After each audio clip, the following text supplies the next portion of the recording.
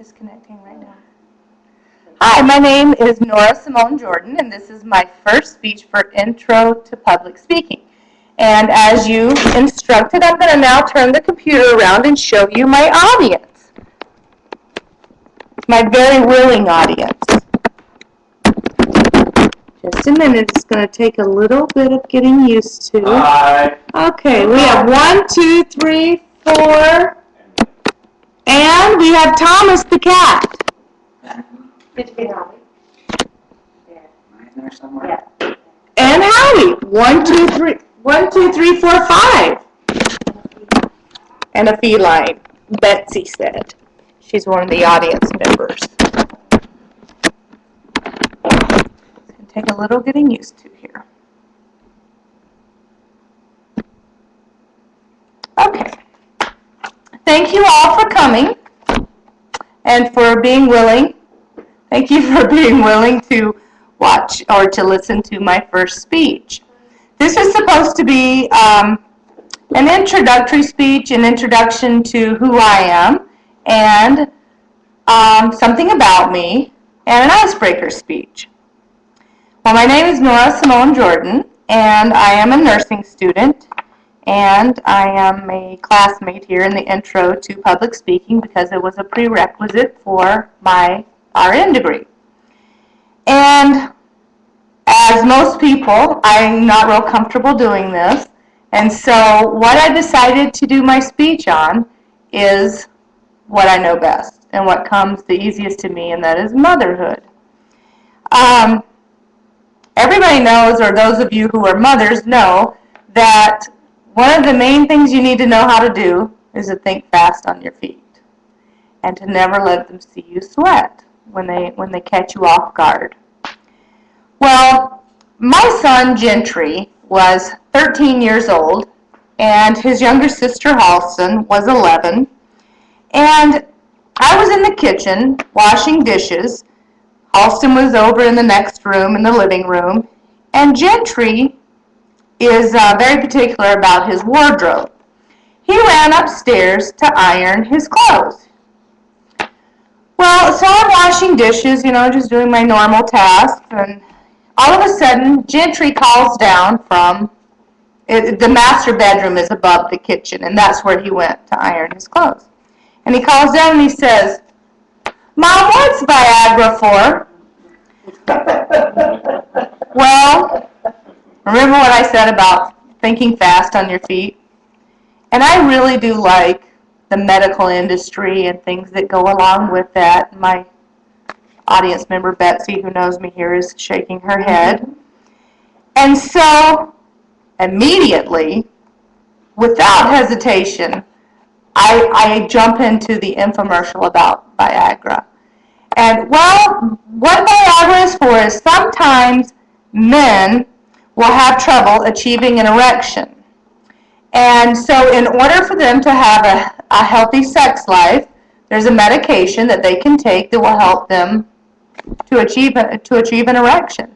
And so, and I just went on and on. I mean, I could have been the commercial because, we've all heard it many times. Neither one of them said anything. Gentry's upstairs, I'm sure, listening to every word that I'm saying. And Halston, I glance over to Halston, my 11-year-old, and she is standing at the edge of the kitchen with her hand on her hip as if she's my mother, waiting for my explanation as to why Viagra is in my bedroom, especially now that I've explained what it's for. Well, the funny thing is that them asking this question, it threw me for a moment, but first of all, if you knew my son, you would know, and many of the people here do. That's kind of a daily thing for Gentry. You never know what you're going to get. But what really threw me is why Viagra was in my bedroom, and I didn't know about it. I wasn't aware that we needed any, or that there was any in there. So while I'm trying to explain why this, what Viagra is for, I'm thinking, why is there Viagra in my bedroom, and where has he seen it? So I get to the end of my kind of lengthy explanation, And I wait for Gentry to say something. And he let me get through the entire explanation of what Viagra is for. And he said, Mom, I said Niagara, not Viagra. Niagara spray starch. What is it for? Well, I just burst into laughter. I was gasping for air. Halston didn't know what I was laughing about because she, was still standing over there like she was ready to punish me.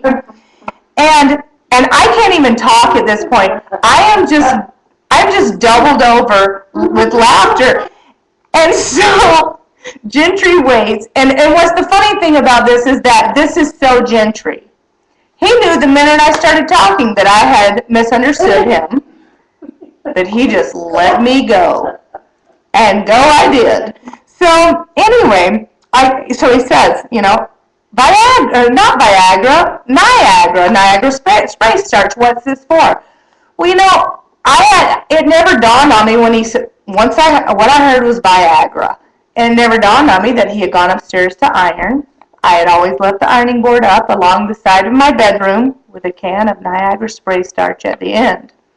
So, he let me humiliate myself, and then he wanted the explanation of what the Niagara spray starch was for. So now I proceed to tell him about that. I said, well, what it is, it's a fabric stiffener.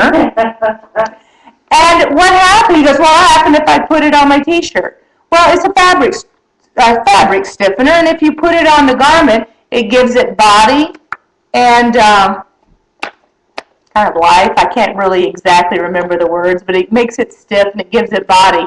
And then I just couldn't help myself, so I said, so basically they do the same thing. Well, anyway, this story has been around for many years now. Gentry is now 20 years old. It has been told at many holiday dinners. And so in wrapping up, what I started out saying about being a mother and thinking fast on your feet, and never let them see you sweat. But also there was a lesson that day for me that while that is important, it's also okay to take a moment before responding or jumping into action to actually make sure that you've heard what you thought you heard. So